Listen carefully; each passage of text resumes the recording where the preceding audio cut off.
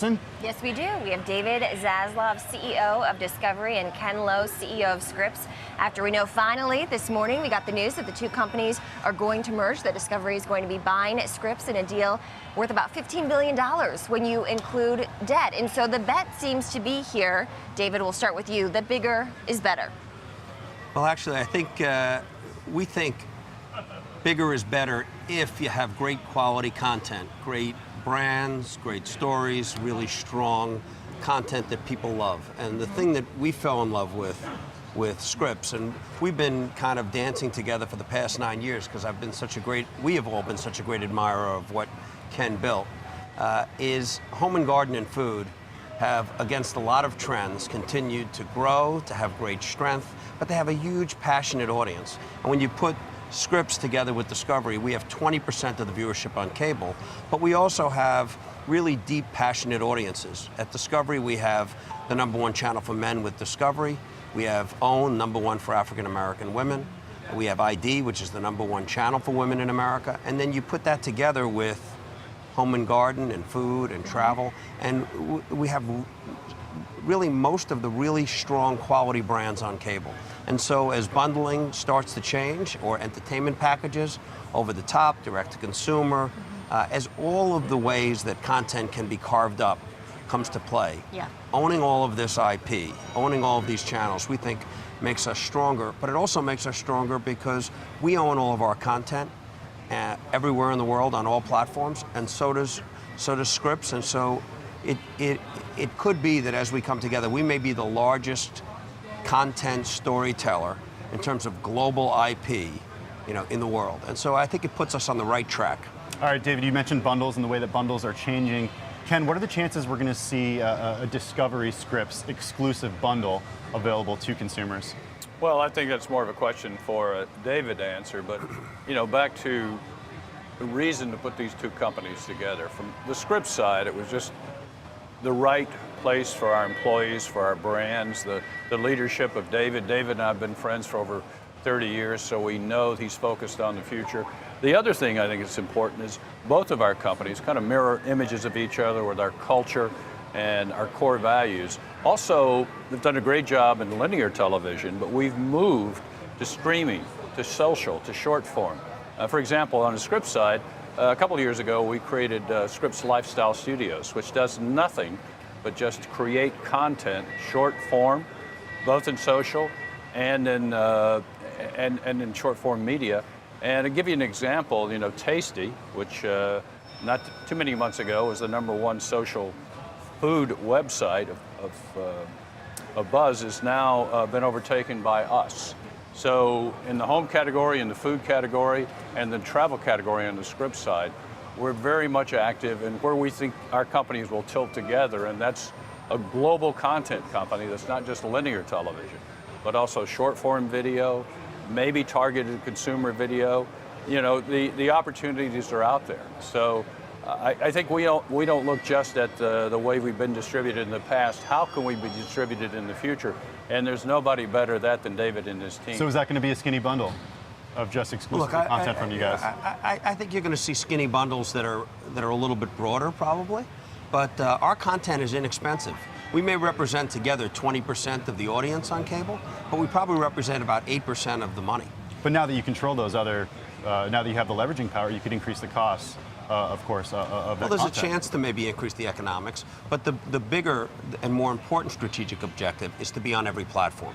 And one of the things that's missing here in the U.S. is an entertainment-based skinny bundle. And I think having us together should help that and gives us real optionality. In terms of short form, which was quite interesting to us, which we only found out about in the last few months, is the growth in the food category that Scripps has been able to attain. And we built a company called Group 9 that Ben Lair runs that does about a little over 5 billion views a month in short form. It's Now This and The Dodo. When you put us together, we're over 7 billion views a month. So we have a very big and strong presence in short form. We have 20% of the market share in the U.S. and all of the IP that Scripps has created, very little of it is encumbered. So we could take that content around the world to make what is already, for us, we're the #1 player in international, taking that IP and putting it on all of our platforms, whether it be channels or direct-to-consumer, we think makes us a lot stronger. David, I think one thing that people don't realize, right, is that Discovery gets just a little bit shy of 50% of its revenues from abroad based on the last fiscal year. And so when you talk about the international expansion and the opportunities there with Scripps specifically, what do you see those being? Well, we launched a channel called Home and Health in Latin America, and it's the number 2 or 3 channel in Latin America for women. We buy a lot of the content from Scripps.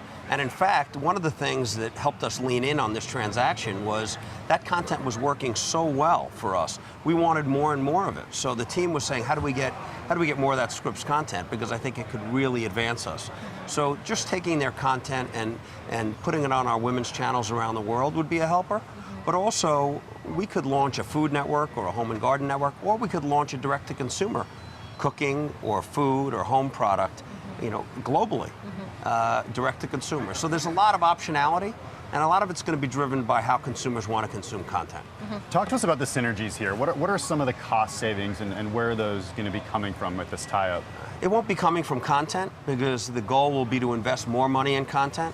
It's just that there's a significant amount of back office. We do the same things. Ken was looking to build an international business. We already have infrastructure in 220 countries around the world. And so it would have taken Ken another 2 to 3 years, maybe 4 years, to build the infrastructure that we already have in place. So a lot of it is just, that there's a replication of cost. It's a 1/1. Ken, you were already expecting to step down as CEO of Scripps in 2019, and it seems as if you're going to have a board seat on this new combined company, or after this acquisition is closed, which is expected to be in the first quarter of 2018. What is the transition going to be like, and do you expect to play a role, do you anticipate to play a role in the new combined company? Well, first off, I'm very excited and honored to be asked to be on the Discovery board, because I think it's going to give me a front row seat to some exciting opportunities for the future that these two companies coming together are going to present. Yeah, I was already planning to step down, but more importantly, when we looked at the future, and as David said, how can we accelerate the growth of the company? Discovery so smartly, years before us, went out and built this international infrastructure. In January of this year, for example, we launched HGTV in Poland inside our TVN operations. And that network immediately just took off, like we saw the reaction here in the States. So the idea that David and his team could put HGTV, food, travel, or using our content on some of their already channels and platforms and accelerate that, that's really exciting. I think it's going to drive shareholder value. And I really think when you stand back and look at what's been announced today, you're looking at a 21st century model of how a media company needs to operate. We're producing 8,000 hours collectively of programming a year. We own 300,000 hours of content.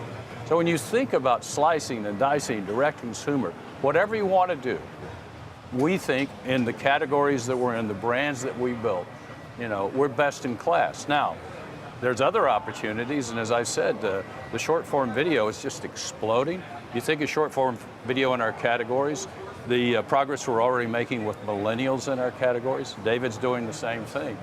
Then you take a business that in some ways is starting to reach a little bit of a maturation standpoint, and now you strap all of this on, and then you give the business another 20, 30-year run. And so, as a shareholder in this company, incredibly excited about where David and his team is going to take it. And I'll be honored to be on the board and like I said, have a front row seat.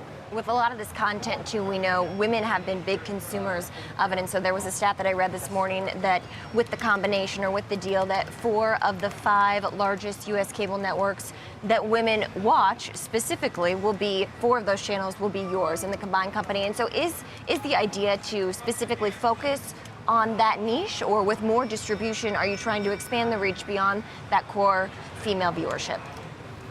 I think it's really a matter of just having great brands that people love. And whether it's 5 of the top 10 or 4 of the top 8, the idea is we have very strong male channels, very strong female channels, and that aren't broad. We share the same strategy. We've stayed away from, at Discovery, building broad networks, because we think when people are trying to figure out what they want to watch and what they love, we want to go to a place that they're going to get nourished all the time. That's why we work with Oprah on having OWN be for African American women. We worked with ID being for people that love crime and investigation. And nobody's better than that than Ken and Scripps. They have a fantastic team. And we're looking forward to bringing those brands and those quality viewers that love that content to be part of this new family. David, real quick, you publicly said that there's not much money in digital. Now, with linear viewership declining, how do you guys change that? Well, look, there is a lot of economics in digital. We have a authenticated platform where we found that people are watching, the length of view is double or triple what the length of view is when they watch on linear.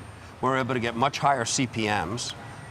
The economics on short form isn't there yet, but we're working with Facebook and we're working with Snapchat on developing that and we're having a big say with those players who have such a big say with the millennials. I think is important, and it will lead to economics. We think having some more. Having more people spend more time with us will help with that discussion. All right. Okay. CEO of Discovery, David Zaslav, and we know CEO of Scripps, Kenneth Lowe. Thank you guys so much for joining us. Really appreciate it. Great. Thank you so much. Congratulations. Thanks, guys.